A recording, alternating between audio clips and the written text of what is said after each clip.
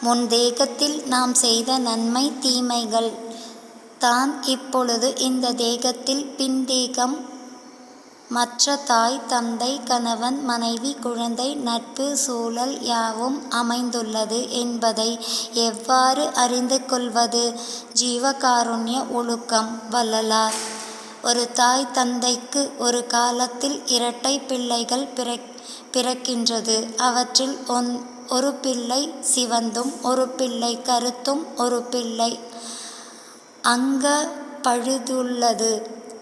ஒரு பிள்ளை அங்க பழுது இல்லாமல் ஒரு பிள்ளை பால் குடிக்கின்றது. ஒரு பிள்ளை பால் குடிக்கில் சத்தம் பண்ணுகின்றது.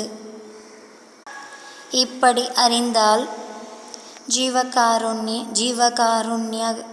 ஜீவர்களுக்கு உயிர்களுக்கும் முன்னும் பின்னும் தேகம் உண்டு என்பதை நன்றாக தெரிந்து இப்படி அறிய மாட்டாமையால் பிறப்பில்லை என்கிறார்கள் என்று அறிய வேண்டும். ஆகவே விதியையும் கோள்கள் நட்சத்திரங்களையும் காரணம் சொல்லாமல் பிறர் குற்றம் விசாரியாமல் நம் குற்றம் குறைகளை விசாரித்து இயற்கை உண்மை கடவுள் அருட்பெருஞ்சோதி ஆண்டவர் இடத்தே விண்ணப்பித்து ஜீவகாருண்ய ஒழுக்கங்களை கடைப்பிடித்து நம்மை சரி செய்து கொண்டு நம் சகோதர உயிர்களை எவ்வித தந்திரத்திலாவது நம்மவர்கள் ஆக்கிக் கொள்வது சுத்த சன்மார்க்கம் அறிவு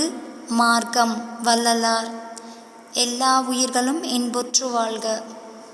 Please kindly like, share, subscribe our channel, dear all. அரட்பெருஞ்சோதி அரட்பெருஞ்சோதி தனிப்பெருங்கருணை அரட்பெருஞ்சோதி கொல்லா நெறி குவலயமெல்லாம் ஓங்குக. அரட்பெருஞ்சோதி வள்ளல் மலரடி வாழ்க வாழ்க. எல்லா உயிர்களும் இன்புற்று வாழ்க.